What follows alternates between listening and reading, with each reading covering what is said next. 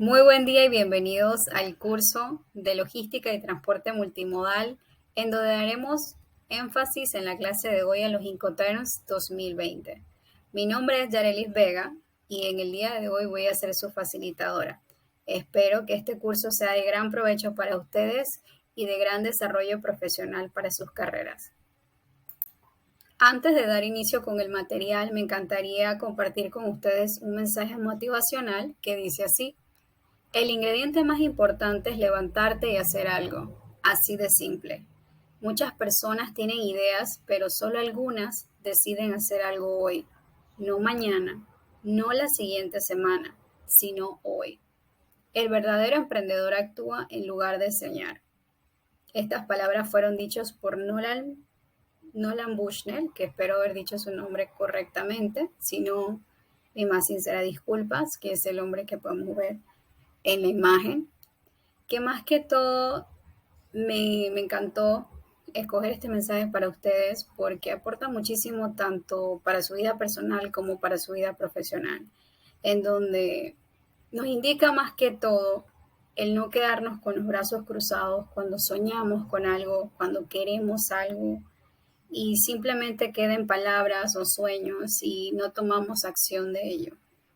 Más que todo esto nos inspira a que no importa qué tan grande sea nuestro sueño o meta alcanzar, siempre que tomemos acción, siempre que nos levantemos y paso a paso hagamos algo, sin importar cuánto tardemos, podemos materializar ese sueño y llevarlo a cabo. Pero hay que tomar acción. Introduciendo el tema que nos compete en el día de hoy, que son los Incoterms, más que todo son un factor muy relevante e imprescindible en el comercio internacional. Todos los agentes involucrados, que es un comprador y un vendedor, en cualquier relación comercial internacional, también puede ser nacional, pero más popularizado, utilizado es en el ámbito internacional, tienen amplios conocimientos e información sobre ellos, sobre su gestión y aplicación, y para ello es necesario estar atentos a todas las actualizaciones que van sufriendo cada cierto tiempo, que a medida que vamos avanzando con las diapositivas explicaremos a más detalle a qué nos referimos. Ahora bien, en cuanto a los objetivos del curso a lograr, he clasificado 3 puntos muy importantes que se basa el contenido de la clase de hoy, que sería definir el significado del concepto de Incoterms para saber por quién fue creado y cada cuánto es actualizado, entre otros detalles. También se explicará los tipos de Incoterms que existen actualmente, en el cual se clasifican 11 tipos. Y por último, identificar cuáles son los Incoterms más utilizados en el transporte internacional. Ahora bien, entrando a las generalidades y explicando el primer objetivo y mencionado anteriormente, tenemos qué son los Incoterms. El término más que todo proviene de el International Commercial Terms, que en español quiere decir términos de comercio internacional. Debemos saber que como su propio nombre indica, disculpen, son los términos y requisitos de una operación de compraventa internacional. Debido a ello, son los encargados de estipular cuándo y dónde se produce la transacción de los riesgos y las obligaciones en cuanto a los costes, así también como quién corre a cargo de ellos y otros factores en relación con este tipo de transacciones que más adelante brindaré más detalle.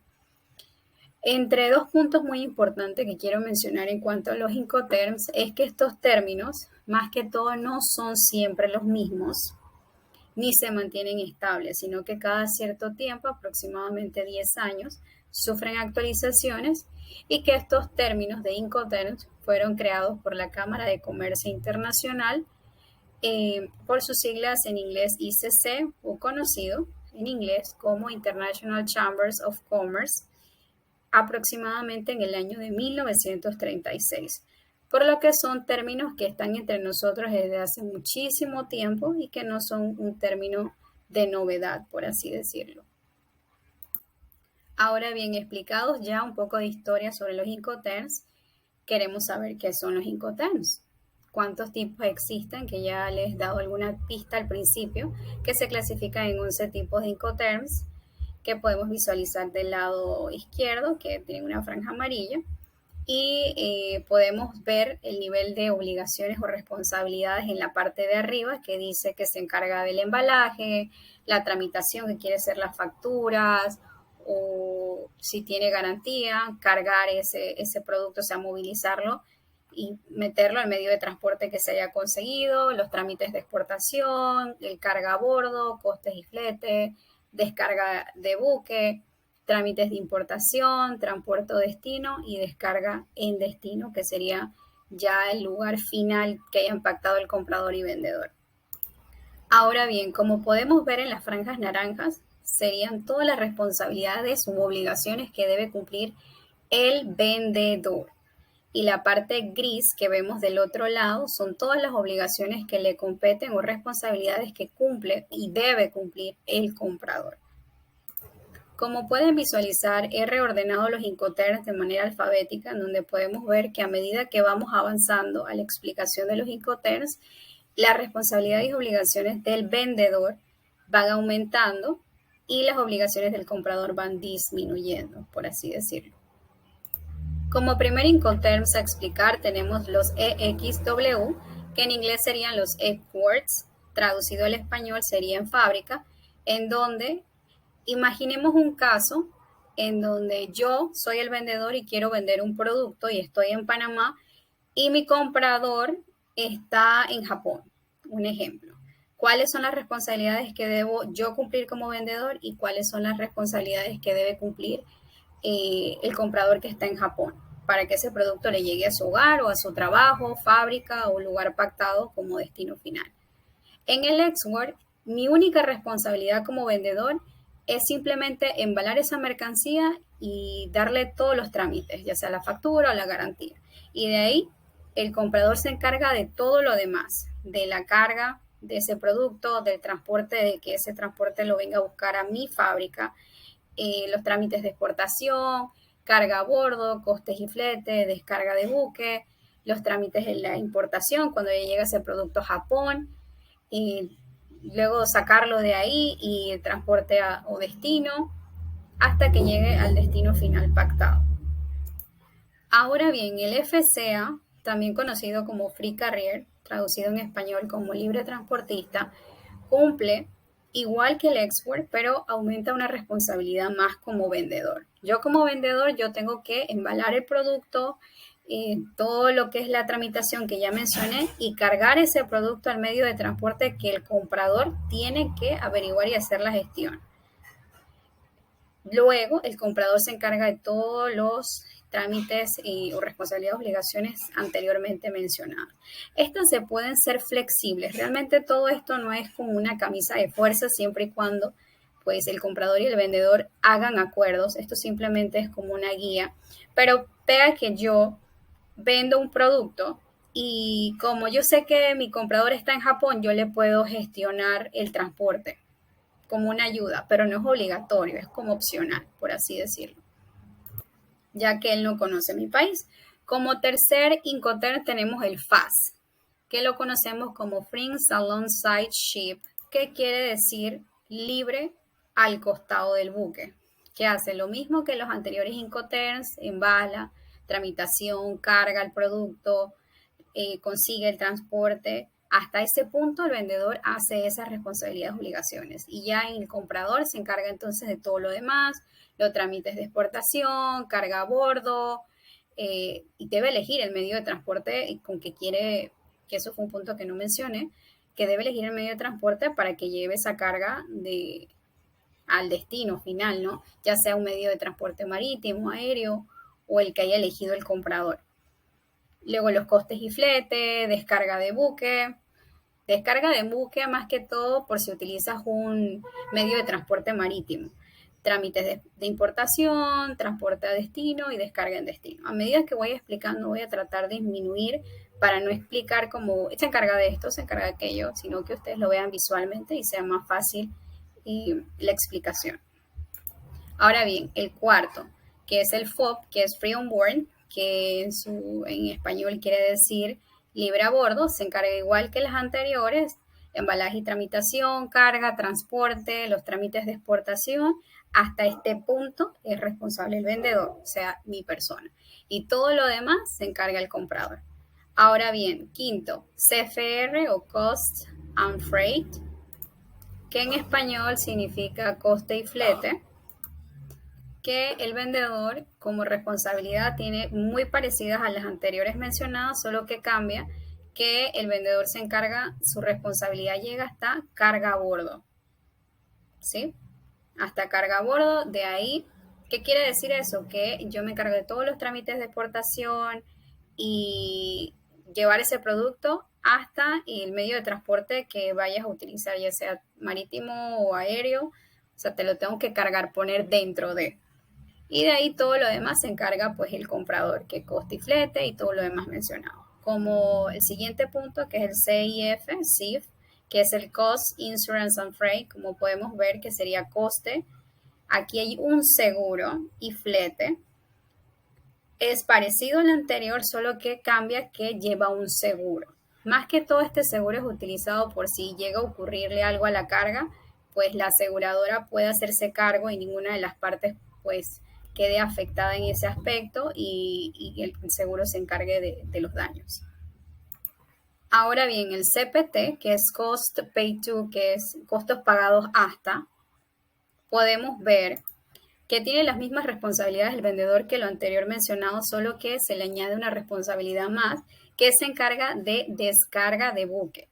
¿Qué quiere decir eso? Que de mi producto yo tengo que encargarme de todo el transporte desde mi punto de origen, por así decirlo, hasta que llegue al país destino, que sería Japón en este caso. Hasta ahí yo tengo que llevar hasta Japón, el medio de transporte yo lo tengo que comprar, pagar, disculpen, y descargarlo. De ahí todo lo demás se encarga el comprador, que si los trámites de importación, cuando lleguen a su país destino, el transporte que vayas a utilizar y hasta el punto pues destino final, ya sea su casa, la fábrica o el lugar que hayan pactado. Ahora bien, el CIP, que es el Carrier and Insurance Paid To, que más que todo en el que se diferencia del anterior, aunque ustedes visualmente vean que es parecido, aquí hay un seguro, que aquí es obligatorio, que el otro no tiene, y este sí tiene un seguro y hace las mismas responsabilidades que mencioné anteriormente, tanto el vendedor como el comprador, como podemos visualizar. Ahora bien, el DAP, que es el Delivery at Place, que quiere decir entregado en un punto, que más que todo hace lo mismo que lo que ya expliqué del CIP y CPT, solo que hasta aquí llega la responsabilidad del vendedor en descarga en buque, se pausa, se le da la responsabilidad al comprador en los trámites de importación y luego le pasa de nuevo la responsabilidad al vendedor, o sea, yo, en encargarme del transporte en destino. O sea, que allá en Japón yo tengo que conseguirle un transporte para mover esa mercancía y cuando yo llego al punto destino final, el comprador entonces de nuevo toma las riendas de la responsabilidad, obligaciones y descargar ese producto o mercancía. Ahora bien, el penúltimo Incoterms es el DPU, que es el Delivery at Place Unloaded, que más que todo hace lo mismo, parecido que el DAP, solo que del descarga en buque se pausa, igual que el anterior, le pasa la pelota, por así decirlo, al comprador para que se encargue los trámites de importación y luego el vendedor toma toda la responsabilidad nuevamente de conseguir ese transporte y mover esa carga y entregarlo y descargarlo hasta el lugar destino de mi cliente, por así decirlo, de mi cliente. Y por último tenemos el DDP, que es el Delivery Duty Paid, que usualmente lo utilizamos mucho cuando nosotros o cuando todas las personas queremos hacer una compra por internet y lo pedimos por Amazon y utilizamos un intermediario, ya puede ser como DHL, Mailbox, entre otras empresas, que simplemente pues mi vendedor, que sería Amazon, yo le solicito el producto, yo lo pago y él se encarga del embalaje, la tramitación, carga y todo lo anteriormente explicado, hasta me lo trae y me lo transporta hasta mi casa, por así decirlo. Pero yo, cuando yo recibo ese paquete, yo lo tengo que descargar y firmar todo lo demás. En ese caso es que aplica el DDP, el Delivery Duty Paid.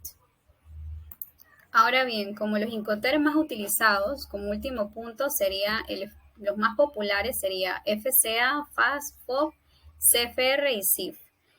Estos puntos que tenemos en rojo usualmente son los más utilizados cuando queremos utilizar en cargas marítimas. Solamente aplica para cargas marítimas, o sea que transportamos nuestro producto por medio marítimo. Valga la redundancia. Ya para terminar, en cuanto a las conclusiones, podemos decir que los Incoterms sin duda son una herramienta esencial a la hora de ejecutar una actividad de compraventa internacional, ya que está pensada con la finalidad de llevar un orden y que todos los países la reconozcan. Y como último, comprende una serie de términos y delegación de responsabilidades para los agentes involucrados, que son el vendedor y el comprador, como expliqué anteriormente, con la finalidad de pautar y evitar confusiones, robos y pérdida de altas sumas de dinero. Muchísimas gracias por su amable atención.